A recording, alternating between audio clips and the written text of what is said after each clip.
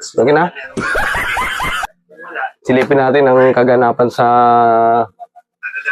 ating bodega kasi may tumawag sa atin. Mayroon daw nagpapadeliver ng dalawang loading kami. Dalawang loading. Update ko pala sa ruleta natin. Nandito na. Wow! May-ready natin yung gaganapin natin na sa mga maka-avail ng 5,000 pataas.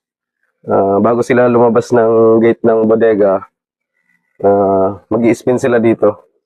Magbabantay naman doon sa ating labasan ng bodega security. Doon natin papakita yon. Tara! Silipin natin ang kaganapan dito sa ating bodega. Anong karga niyan? Mga rice cooker? Mga small appliances. Unang ano yan? Unang truck pa lang. Unang truck. Ayan. Pasok tayo, pasok. Yip! Magsalita ka naman. Baka daw may bayad. Wala, libre lang. Libre ko rice cooker pag nagsalita. Ayan o. Yan, lahat yan. Na-take all na yan. Kasi kailangan natin magbawas kasi may daring pa tayo ng siguro 4 pa na truck to. Hanggang Sabado ang akot natin kasi may gaganapin tayong year-end mega bodega sale. Doon tayo sa labas. Naglo-loading tayo ngayon. Napapadeliver natin. Kailangan kasi natin mabawasan yung mga stock natin at maraming pa tayong darating. Ito naman ang inaantay natin. Ako jo, karga. Ayan, nagkakarga na rin po si Kabatang Tech. Ano yan? Dryer lang. Kabatang Tech. Yung single. Ayan, puno na yung isang L300.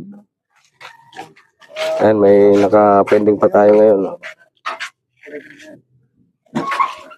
Ayan, yung mga yan. Itong mga nasa labas ito. Karga yan. Hindi kasama yung mga tao ha.